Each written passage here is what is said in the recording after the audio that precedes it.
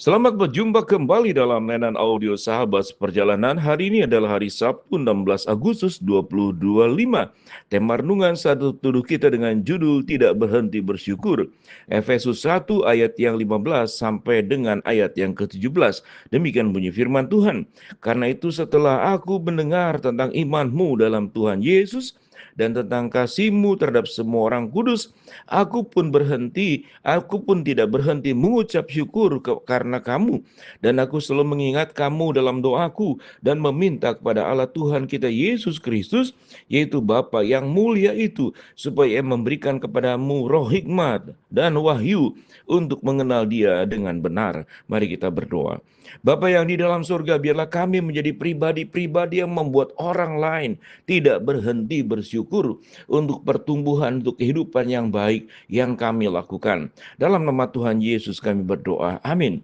Shalom sahabat seperjalanan yang dikasihi Tuhan, untuk bisa memaknai tema renungan kita tentang tidak berhenti bersyukur, maka sebetulnya lawan kata daripada kalimat ini adalah tidak berhenti menyesal. Bayangkan, kalau penyesalan itu biasanya cukup hanya satu jangka waktu pendek saja. Tapi kalau orang terus-menerus menyesal, artinya tidak pernah berhenti menyesal. Berarti ada satu peristiwa yang buruk yang terjadi di dalam hidupnya. Ada sebuah harapan yang sudah kemudian ditanam sekian lama, namun harapan tersebut pupus, harapan tersebut kemudian tidak jadi atau kemudian berbalik menjadi sebuah keburukan yang terjadi. Mari kita belajar satu contoh sederhana. Suatu kita punya anak, kita punya cucu, anggota keluarga, tentu ada doa-doa baik yang kita sampaikan buat yang bersangkutan, khususnya buat anak-anak kita. Kita besarkan, kita berikan waktu, kita kasih cinta, pengorbanan kita, berjuang, memberikan makan, melindungi, merawat, menyekolahkan, memberikan nasihat, memberikan bimbingan, memberikan pengasuhan dengan cinta yang tak terbatas. Lalu kemudian yang terjadi, pertumbuhan anak ternyata tidak seperti yang kita harapkan. Anak di masa besarnya kemudian dia melakukan sebuah jalan yang salah. Anggap aja seperti kisah tentang anak bungsu yang terhilang. Anak yang terhilang. Apa yang sudah diberikan yang terbaik. Kemudian bagaimana ayahnya? Apakah ayahnya tetap tidak berhenti menyesal? Dan saya percaya tentu di dalam kisah perumpamaan tentang anak yang hilang, ayahnya bukan tidak berhenti menyesal, tapi tidak berhenti menanti. Ayahnya tetap menantikan kapan anaknya pulang, kapan anaknya bertobat, kapan anaknya kembali, kapan anak yang bungsu itu kemudian berubah dari kehidupan yang buruk yang sudah meninggalkan rumahnya, menghabiskan harta orang tuanya, berfoya-foya, hidup di dalam keberdosaan, berpesta dan bermabuk-mabukan. Sahabat perjalanan, tentu kalau sudah tidak berhenti lagi berharap, dia akan masuk ke dalam, dia akan berhenti, tidak akan berhenti untuk menyesal. Dia akan menyesal seluruh hidupnya. Di dalam bagian firman Tuhan yang kita baca, bagaimana Paulus berkata, aku tidak pernah berhenti bersyukur. Bukan tidak berhenti berharap atau tidak berhenti menyesal. Karena tahapan yang tertinggi adalah tatkala orang menyikapi sebuah kehidupan kita, orang kemudian tidak berhenti bersyukur untuk apa yang kita lakukan. Itu yang respon Paulus kepada jemaat yang di Efesus. Karena itu setelah aku mendengar tentang imanmu dalam Tuhan Yesus dan tentang kasihmu terhadap semua orang kudus, ada dua hal, yaitu tentang iman dan kasih. Iman itu adalah hubungan dirinya dengan Tuhan, dan kasih itu adalah hubungan dia dengan Tuhan dan juga dengan sesama. Aku pun tidak berhenti mengucap syukur karena kamu, dan aku selalu mengingat kamu dalam doaku dan meminta kepada Allah Tuhan kita Yesus Kristus, yaitu Bapa yang mulia itu, supaya memberikan kepadamu roh hikmat dan wahyu untuk mengenal Dia dengan benar. Ketiga ayat yang sangat luar biasa kalau kita simak dalam-dalam. Apa yang membuat orang tidak berhenti bersyukur? Karena imanmu dan karena kasihmu. Seseorang yang beriman, dia akan menunjukkan kasih, menunjukkan sebuah kehidupan pada ayat yang ke-17, yaitu memiliki roh hikmat yang diberikan oleh Allah kepada kita. Bagaimana menjalani hidup ini menjadi hidup yang memberkati, bukan melukai, menjadi hidup yang menjadi terang, bukan menyuramkan kehidupan orang lain, sehingga kita menjadi pribadi-pribadi tatkala orang melihat kita, mereka tidak pernah berhenti bersyukur untuk kita.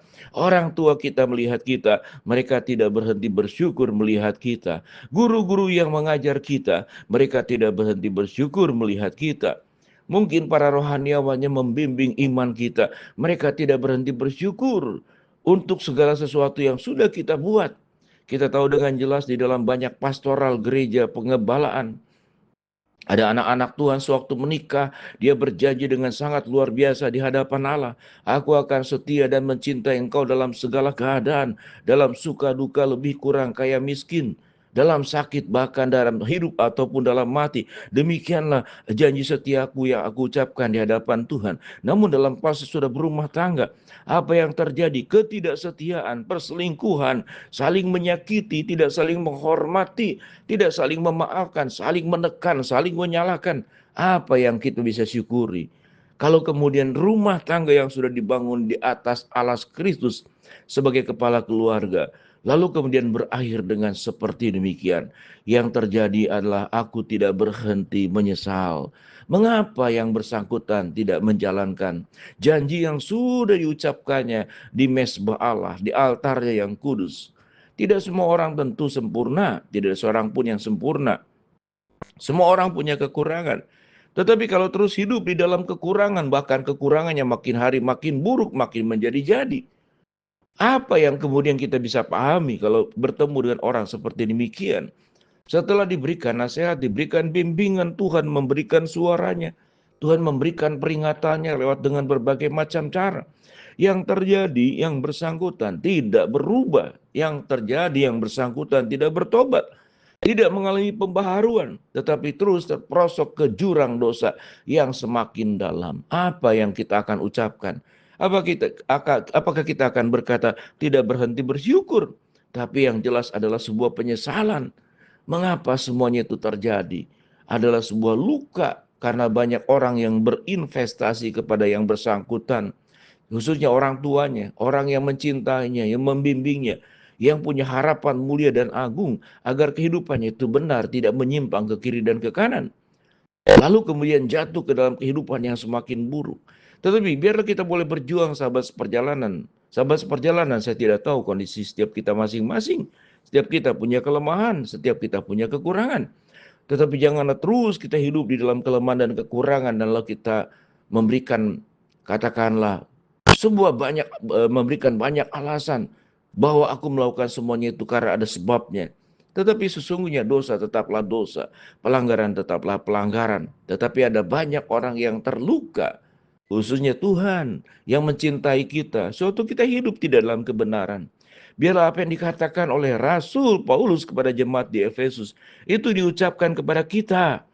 Yaitu, karena itu setelah aku mendengar tentang imanmu dan Tuhan Yesus dan tentang kasihmu terhadap semua orang kudus, aku pun tidak berhenti mengucap syukur karena kamu. Dan aku selalu mengingat kamu dalam doaku dan meminta kepada Allah Tuhan kita Yesus Kristus, yaitu Bapa yang mulia itu, supaya ia memberikan kepadamu roh hikmat dan wahyu untuk mengenal dia dengan benar. Mari sahabat seperjalanan, biarlah kita menjadi kategori orang-orang tatkala orang melihat kita, mereka tidak berhenti bersyukur karena sebuah kehidupan yang kita jaga dengan baik, yang memuliakan Allah, tentu juga membanggakan bagi mereka yang mencintai dan mengasihi kita. Mari kita berdoa. Bapa dalam surga, hamba-Mu berdoa buat sahabat seperjalanan yang sakit, Tuhan jamah sembuhkan. Sahabat seperjalanan yang sedang menghadapi masalah, Tuhan bukakan jalan. Sahabat seperjalanan yang sedang berdoa mengharapkan sesuatu, Tuhan kabulkan sesuai dengan waktu rencana Tuhan yang terbaik. Di dalam nama Tuhan Yesus kami berdoa. Amin. Shalom, Tuhan memberkati kita semua.